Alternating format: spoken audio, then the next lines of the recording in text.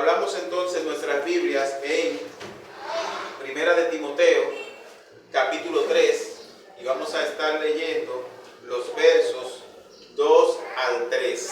Primera de Timoteo, capítulo 3, versos 2 al 3. Dice la Escritura, leemos para honra y gloria de nuestro Señor. Pero es necesario que el obispo sea irreprensible, marido de una sola mujer, sobrio, prudente, decoroso, hospedador, apto para enseñar, no dado al vino, no pendenciero, no codicioso de ganancias deshonestas, sino amable, apacible, no avaro. Buen Dios, una vez más nos presentamos delante de ti, te pedimos tu dirección, Señor. Te pedimos, Señor, que uses tu palabra, Señor. Que supla, Señor, lo que pueda hacer falta, Padre, para hablar claro, para verbalizar, Señor, y que tu palabra pueda ser entendida, Señor. Yo soy tu instrumento y esta es tu palabra y esta es tu obra, Señor.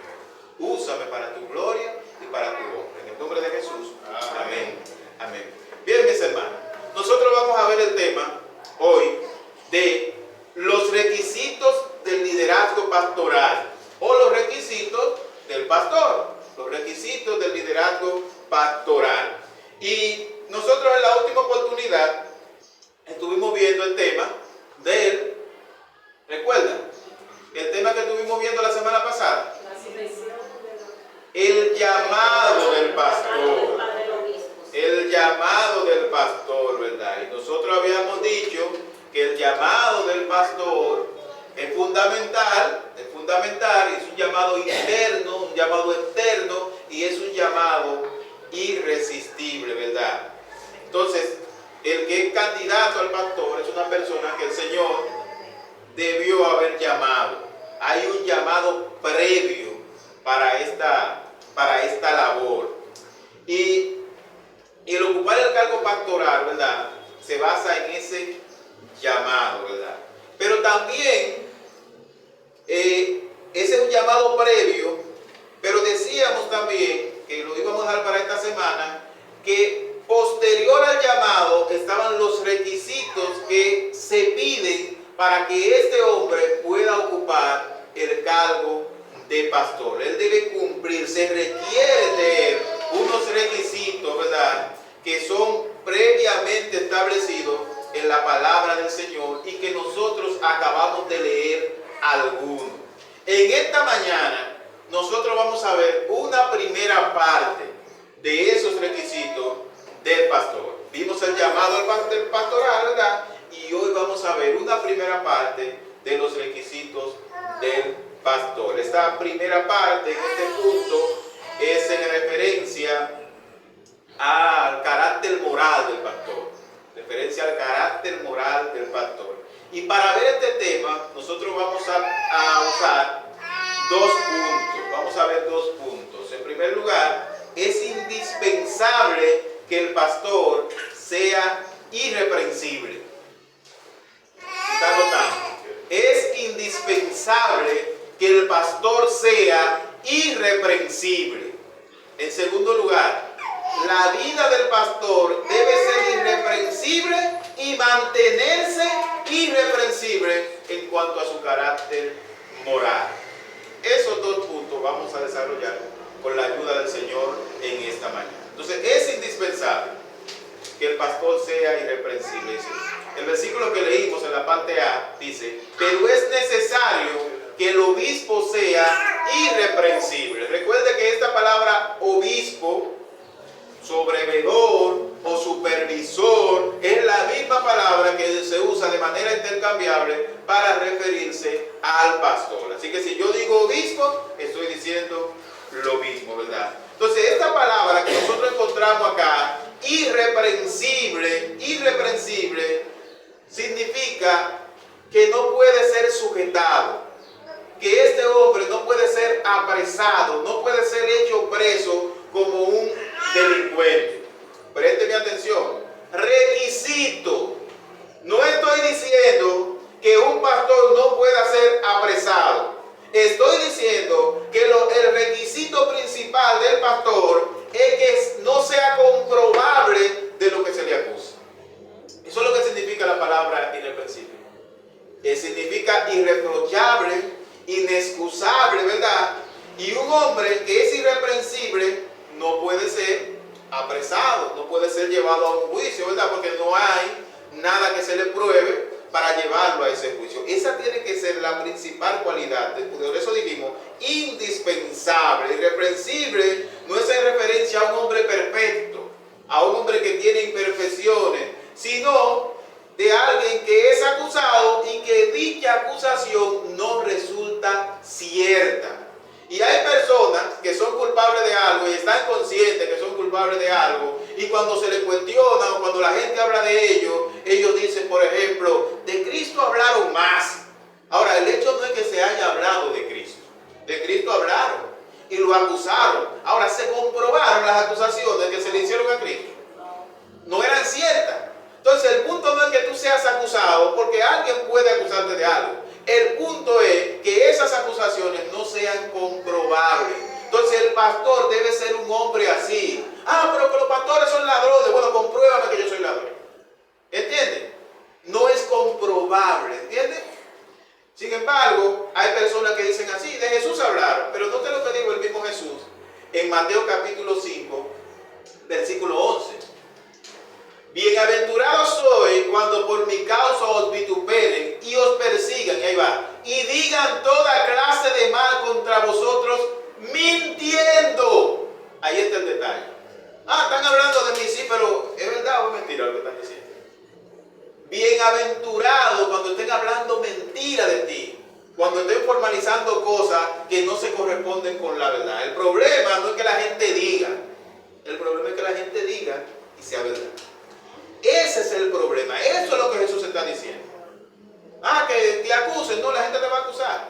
Tú vives en un mundo caído, hay gente que no te conoce y que va a decir cosas de ti y va a inventar cosas de ti. Ahora, el problema es que esas cosas sean verdad. Y Pablo, quien escribe esta carta, como hemos visto al principio, ¿verdad?, es un hombre que hemos visto en otras ocasiones con una buena conciencia. Una buena conciencia. Una buena conciencia implica a alguien que sabe que está haciendo lo correcto, y como sabe que está haciendo lo correcto, duerme tranquilo.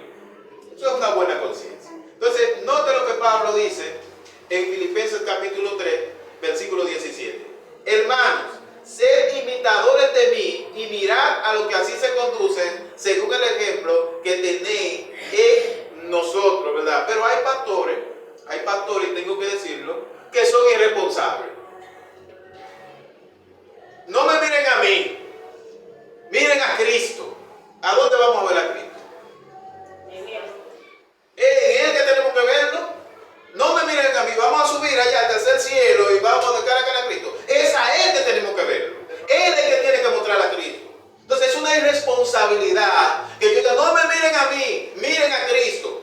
Y esos requisitos que están ahí en la Escritura, que cualifican al pastor, tú tienes que llenar esos requisitos, ¿verdad? Y Pablo, como vuelvo y le digo, no era un hombre perfecto, ¿verdad? Y ninguno de nosotros somos perfectos, pero sí Pablo era un hombre irreprensible, al igual que Timoteo. En Gálatas se le acusó de no ser apóstol, y se le acusó de otras cosas también. Sin embargo, quedó demostrado que lo que se estaba diciendo de él, ¿qué era? Era mentira, ¿verdad? Entonces, Pablo está diciendo con toda seguridad, mírenme a mí, miren a lo que se conduce como yo me conduzco, ¿verdad? Porque ustedes tienen que ver a la persona, y todo cristiano, mis hermanos, no solo el pastor, todo cristiano tiene que mostrar a Cristo. Todo cristiano tiene que mostrar a Cristo. La gente tiene que vernos a nosotros como carta leída en nuestras acciones y en nuestro testimonio, ¿verdad? ¿Dónde va a ver la gente el ejemplo de Cristo si no es nosotros? No me miren a mí, miren a Cristo, así sí es fácil, ¿verdad? Así sí es cómodo, ¿verdad? ¿Hay alguien que haya visto a Cristo en su ministerio terrenal de ustedes? ¿Hay alguno aquí? No, ninguno lo ha visto. Ese es el ejemplo que nosotros vemos en la Escritura y en el ejemplo de cada creyente, en este caso el pastor, que nosotros vamos a ver a Cristo, ¿verdad? Y nosotros encontramos otra palabra en este versículo que dice, pero es necesario que el obispo sea irreprensible. O sea, Pablo agrega la palabra necesario, y esta palabra, ¿verdad?, es que debe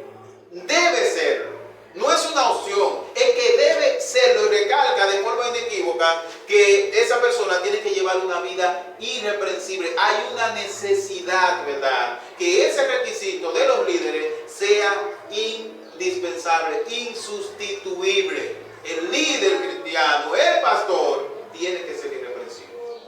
Ahora, Dios primero llama al candidato, y el candidato que Dios previamente ha llamado va a ser irreprensible. Porque una característica de que Dios lo ha llamado es que esa persona es irreprensible. Porque Dios no hace disparate. Porque por ahí aparecen personas que dicen que Dios lo llamó, pero no son irreprensibles. O sea, Dios no va a llamar a una persona que no sea irreprensible. Él es quien produce en nosotros el querer como el hacer por su buena voluntad. Antes de la fundación del mundo, Él nos llamó para salvación. Pero antes de la fundación del mundo, tenga por seguro que Él llamó a los líderes de su iglesia también. Tenga por seguro que en la eternidad pasada ya el Señor sabía quiénes iban a ser los líderes de su iglesia, ¿verdad? Entonces la vida del pastor, ¿cómo tiene que ser? Irreprensible, inexcusable, pero también, mis hermanos, en segundo lugar, ¿verdad?, tiene que mantenerse irreprensible. Dice, bueno, es irreprensible, pero tiene que mantenerse irreprensible en cuanto a su carácter moral. Note lo que dice la Escritura en la parte B del versículo 2. De la parte B del versículo 2 al versículo 3. Marido de una sola mujer, sobrio, prudente, decoroso, hospedador, apto para enseñar, no dado al vino, no pendenciero, no codicioso de ganancias deshonestas, sino amable, apacible, no avaro. Y esta partícula o esta frase que dice marido de una sola mujer, la Reina Valera lo traduce, así como he dicho, ¿verdad?, como marido de una sola mujer, pero en el original dice hombre de una mujer. Eso es lo que dice en el original, ¿verdad? Porque Pablo no se está refiriendo al aspecto matrimonial del pastor, sino a la pureza sexual del pastor, ¿verdad? Hay hombres que pueden estar dentro del contexto del matrimonio y no ser hombre de una sola mujer. Y hay hombres que, habiéndose casado, pudieron haber dentro del mismo contexto de la iglesia haber tenido relaciones sexuales y estar descalificados. Entonces no se trata de que tú estés casado con una mujer, sino que tú seas un hombre de una sola mujer. Desde el punto de vista sexual, tú tienes que ser puro. Tiene que ser puro. Él no está hablando directamente al matrimonio acá, aunque ciertamente el pastor está casado. Y eso es un tema que vamos a discutir en otra ocasión, ¿verdad? Si tiene que estar casado o no tiene que estar casado, es harina de otro costal. Pero Pablo se está refiriendo aquí a la pureza sexual del pastor. Un hombre de una sola mujer. De una sola mujer, ¿verdad? Y el texto griego literalmente lo dice así: hombre de una mujer, ¿verdad? Hombre de una mujer. Estar casado no es garantía de que tú estés puro sexualmente, porque ustedes saben que hay hombres que están casados y hacen y deshacen fuera del matrimonio, ¿verdad? Entonces eso no es una garantía. La garantía que Pablo está apuntando acá es la pureza sexual, independientemente de que esté casado. Su comportamiento y pureza sexual no deben ser cuestionables. El pastor tiene que ser irreprensible en cuanto a su vida sexual. Debe ser un hombre de una mujer. Y el que Pablo encabece la lista con específicamente esta especificación, marido de una mujer, es algo interesante, ¿verdad? Y que nosotros debemos traer a capítulo en nuestros días. El que él encabece la lista con esto, marido es la traducción de la Reina Valera, hombre de una mujer, es algo a lo que nosotros tenemos que prestarle atención, porque es un indicativo de que al igual que allá, hoy también hay muchos problemas y muchas dificultades con la pureza sexual. Y muchos de los pastores que caen en las estadísticas, cuando nosotros vamos, encontramos problemas de falda, problemas con mujeres que no son sus esposas, ¿verdad? Muchos líderes a lo largo de la historia han caído sexualmente. ¿Y sabe qué ha pasado? Han dejado de ser irreprensibles. Usted tiene que ser irreprensible, recuerde, y mantenerse irreprensible. Si tú caes de uno de esos requisitos, automáticamente tú dejas de ser irreprensible. ¿Qué significa irreprensible? Inexcusable. Pero ahora tú eres una persona que se puede acusar. Tú eres una persona que incluso la iglesia te puede señalar. Tú eres una persona que incluso no puede ni hablar de esos temas. Porque quienes están sentados ahí van a decir, pero él está hablando de eso, pero recuérdense lo que él hizo el año pasado. ¿Entienden? Ya dejó de ser irreprensible, dejó de ser inexcusable en una área, digamos, básica del pastor, ¿verdad? Y cuando un líder deja de ser irreprensible en cualquiera de estas áreas, queda automáticamente descalificado del pastorado. Lamentablemente, el ver esas descalificaciones en nuestro contexto brilla por su ausencia en muchos contextos, porque muchas iglesias acostumbran a tapar el pecado de sus líderes. Y otras iglesias esperan a que se calme la crítica, lo retiran y luego vuelven y lo colocan. Y basta con que usted se refiera a ese tema en las redes sociales para que usted vea cómo la gente le cae arriba. Usted no tiene amor.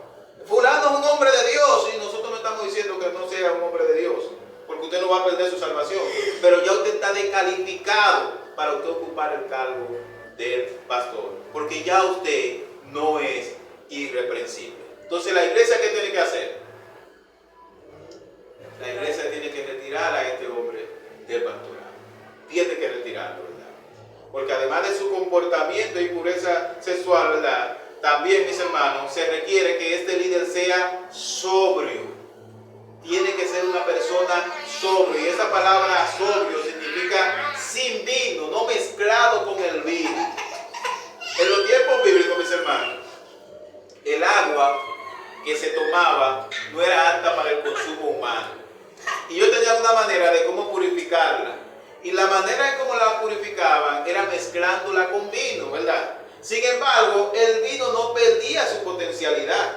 Si tú bebías demasiado agua, tú sabes que tú estás bebiendo también demasiado vino. ¿Y qué hace el vino con las personas? Más bien, ¿qué hace el alcohol en la mente de la gente? ¿Qué hace el alcohol en el corazón del hombre que toma vino, verdad? Entonces, ese alcohol diluido daba como resultado que esas personas no estuviesen sobrios. En un sentido de metáfora, ¿verdad? Lo que Pablo está diciendo es que el pastor tiene que ser una persona que tenga su mente clara, que se mantenga alerta, que sea observador, que sea vigilante, que tenga su cabeza clara, ¿verdad? El pastor no debe ser un hombre ajeno a la realidad, pues él es el guía de la iglesia. Y si él es ajeno a la realidad, y si él no está sobrio, ¿para dónde van a ir los que lo siguen a él?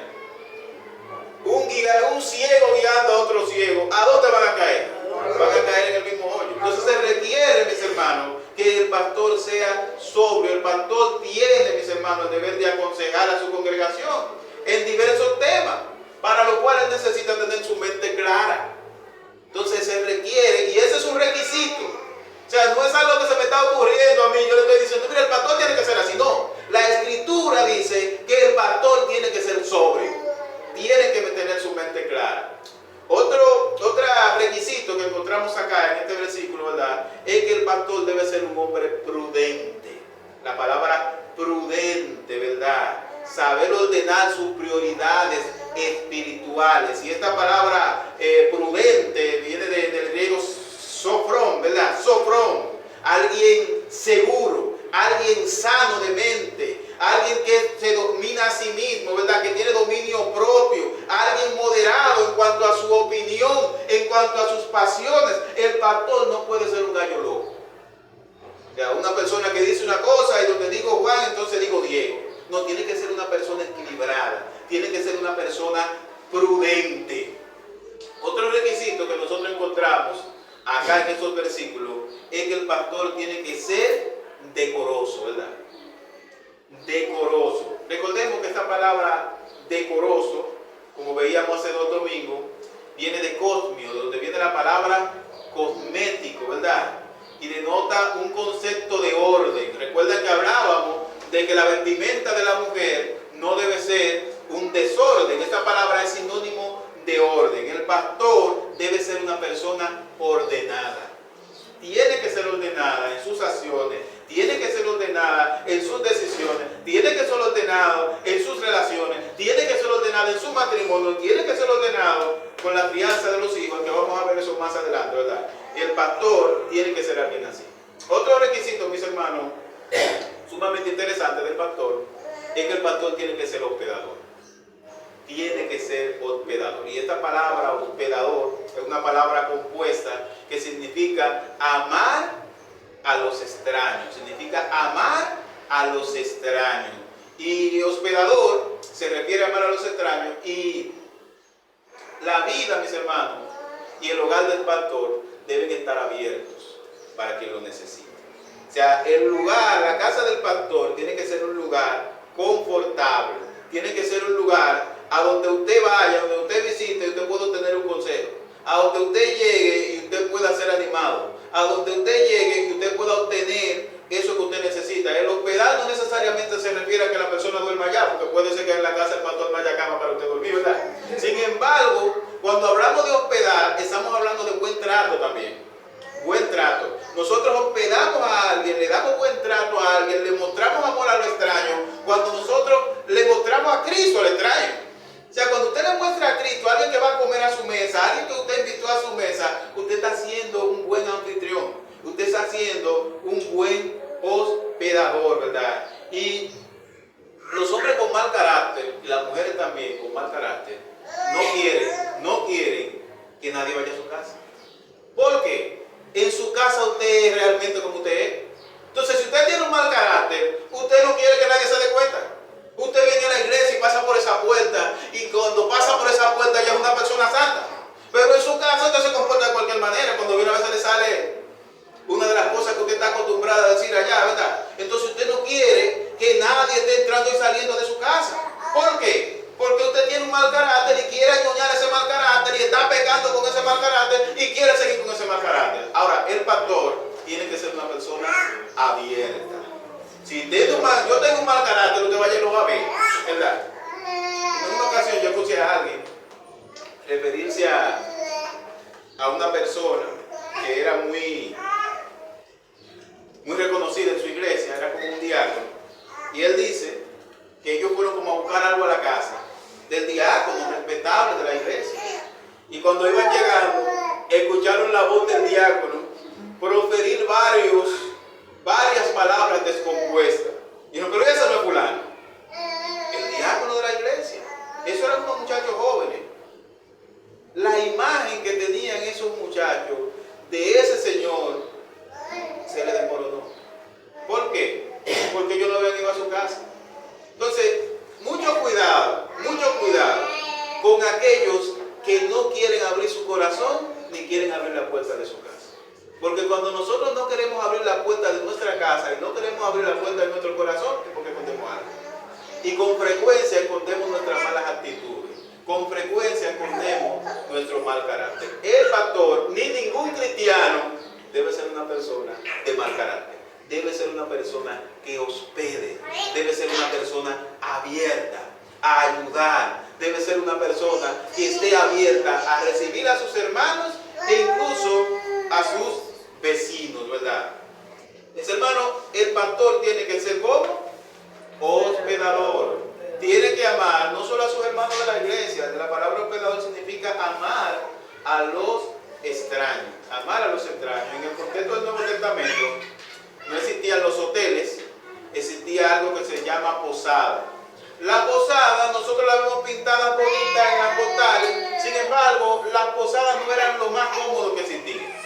Las posadas tenían la mala reputación de que en ellas se hospedaban ladrones, se hospedaba todo tipo de gente, ¿verdad? Entonces los cristianos del Nuevo Testamento, de la iglesia primitiva, tenían las costumbres, ¿verdad?, de hospedar a predicadores itinerantes, a huérfanos, a personas que tenían la necesidad de ser hospedados, porque vivían en una época y en un contexto donde había mucha necesidad, mis hermanos. La iglesia de Cristo, el pastor, cada hermano, tiene que ser una persona hospedador, ¿verdad?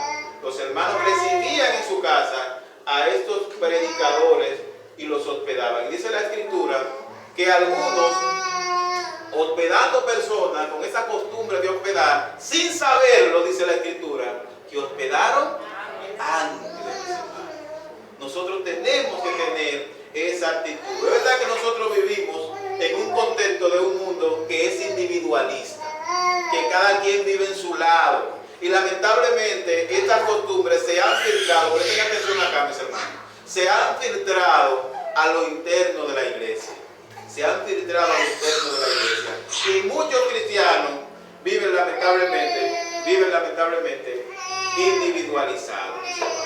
Entonces, mis hermanos, otra cosa que el pastor tiene que tener como requisito es que debe ser apto para... ¿Están aquí?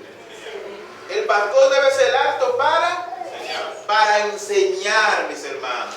El pastor debe ser apto para enseñar. La única diferencia en los requisitos, y lo vamos a ver más adelante, del pastor y los diáconos es esa: que el pastor es apto para enseñar. Todos los requisitos se le exigen al diácono, pero el pastor se le coloca apto para enseñar, ¿verdad? Y cualquiera pudiera decir, pero estamos hablando de la moralidad del pastor. Pero ¿por qué aparece apto para enseñar?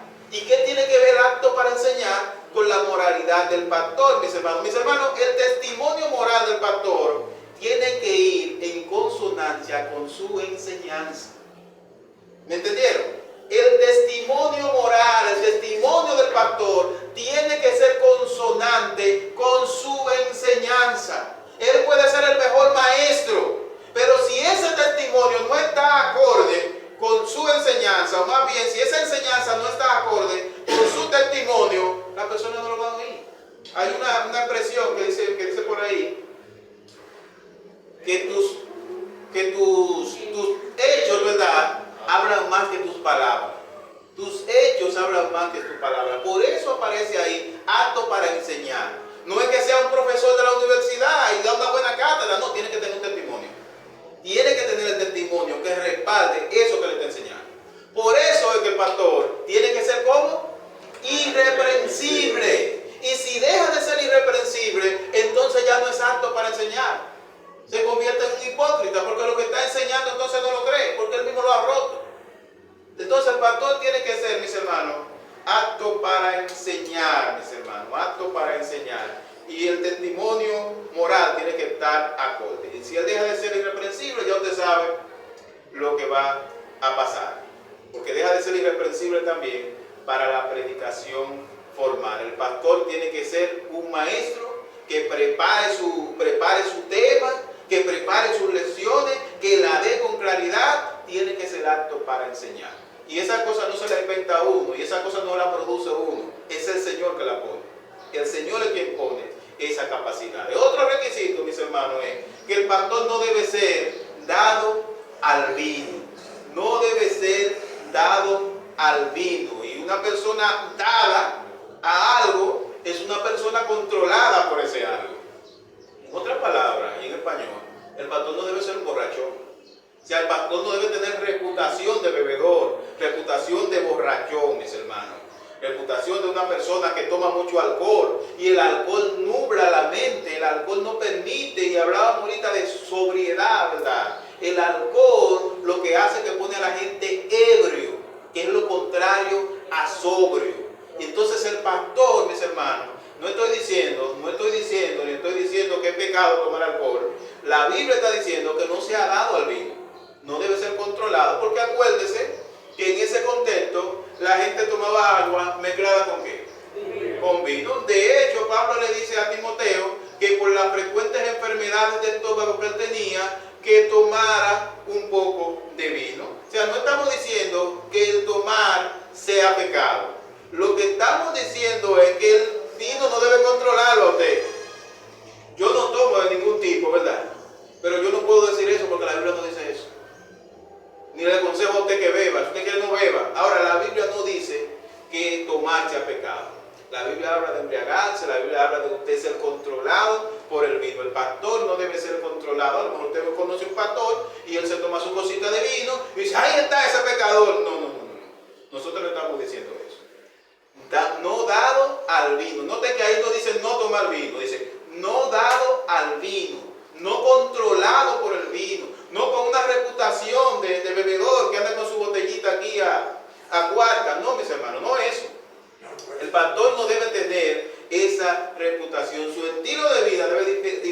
distanciarse por completo del estilo de vida de los inconversos. Debe ser así. De hecho, los sacerdotes, mis hermanos, se preparaban y los sacerdotes no tomaban sidra. El trabajo del pastor es un trabajo serio. Y si tomar alcohol y no tomar alcohol no da nada, pues yo no tomo de ninguna manera. O sea, yo tomo mi trabajo en serio. Yo no tomo alcohol, no porque le tenga miedo, sino porque cuido mi trabajo. Nosotros vivimos en un contexto a donde todo el que usted le pregunta allá afuera, si tomar es pecado, le va a decir que sí. Y algunos lo van a señalar. ¿Cómo tomar? Yo no le estoy diciendo que sea pecado. Ahora, si yo le estoy diciendo que nosotros vivimos en un contexto a donde culturalmente esas cosas son interpretadas como pecado. Y si algo le ocasiona de caer a mi hermano, pues entonces yo mejor lo dejo. Si comer carne, si comer chuleta va a hacer que un hermano se pierda, pues entonces yo dejo de comer chuleta. Entonces, si usted tomara alcohol, usted sabe que en su cultura, donde usted vive, en República Dominicana, para la persona es pecado y usted va a hacer de tropiezo, pues entonces no tome. ¿Me está entendiendo? Pero tienen que entender la diferencia. No estamos diciendo que tomar alcohol sea pecado. Es un asunto de prudencia. Recuerden que el pastor tiene que ser ¿cómo? Prudente. Las cosas no están especificadas claramente, ¿verdad? Pero ciertamente nosotros sabemos hacia dónde nos llevan algunas cosas. Entonces el pastor tiene que ser prudente. Y si esto es causa de que una persona le sea de tropiezo, entonces no debe tomar. Entonces, mis hermanos, el pastor, mis hermanos, tiene que cuidarse. No debe ser pendenciero. Es otra característica, otro requisito. Y pendenciero no es lo usual que nosotros conocemos. Pendenciero no es una persona que averigua, no, eso no es pendenciero. Pendenciero es otra cosa, ¿verdad? No es una persona que no es un dador de golpe, un pendenciero, no un buscapleito, no una persona que tenga una contienda y otra, no una persona que resuelva la cosa a puñetazo y a golpe limpio, y yo te doy un trompón y tal cosa. Eso es lo que significa la palabra pendenciero.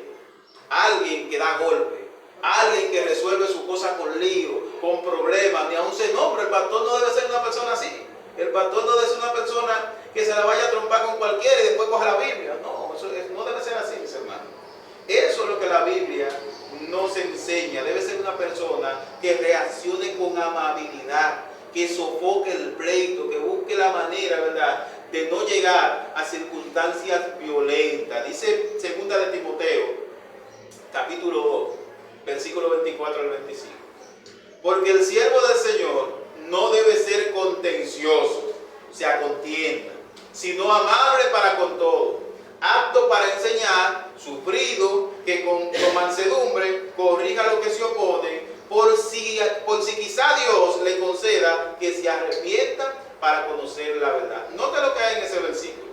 En ese versículo se muestra el corazón de un siervo de Dios que está desechando la contienda y lo que está buscando es esa oportunidad para mostrar a Cristo. ¿Quién sabe si el Señor le concede a esa persona salvación y esa persona se arrepiente? Dice que con mansedumbre corrija a lo que se opone. No que le conteste como ellos nos contestan, sino que de manera mansa nosotros podamos corregir. Mira, esto no es así, eso es de tal manera, por si quizá Dios le concede que se arrepienta para conocer la verdad. Note como decían en la televisión, todos los caminos conducen para el siervo, la sierva del Señor, todos los caminos deben conducir hacia la salvación de esa persona. O sea, no a proyectarme yo tengo la razón y voy a empuñar los puños contra ti y te voy a dar otra. No es así. El siervo del Señor no debe provocar contienda, mis hermanos. Debe evitar a toda costa la contienda. El siervo del Señor no debe apoyar esa marcha que se está haciendo.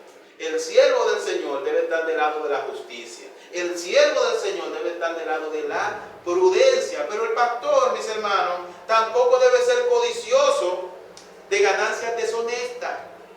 Y esta palabra, codicioso de ganancias deshonestas, es omitida en los mejores manuscritos, dicen los expertos. Más bien nosotros deberíamos pensar en que el pastor no debe ser avaro, aunque ciertamente ganancias deshonestas, y ser avaro es una persona que ama el dinero. Es una persona que ama el dinero en todas sus vertientes, ya sea de manera deshonesta o ya sea de manera honesta. El pastor no debe ir detrás del dinero, ¿verdad? El pastor no debe ser una persona que sus principios, ¿verdad?, estén bañados por cuánto me van a pagar, por cuánto yo me voy a ganar, cuánto me voy a buscar acá, cuánto voy a hacer. La Biblia dice, mis hermanos, que muchos, por el amor al dinero, fueron traspasados de muchos dolores. El amor al dinero es la raíz de todos los males, dice la Escritura. El pastor no debe buscar eso. El pastor no debe estar en eso, ¿verdad? ¿Qué es lo que el pastor tiene que hacer? Proyectar a Cristo. Entonces esa es una característica que el Señor pone ahí. Porque una de las cosas por las cuales los pastores caen es por la parte económica, es por la parte sexual, entre otras cosas, mis hermanos. El pastor tiene que ser una persona amable.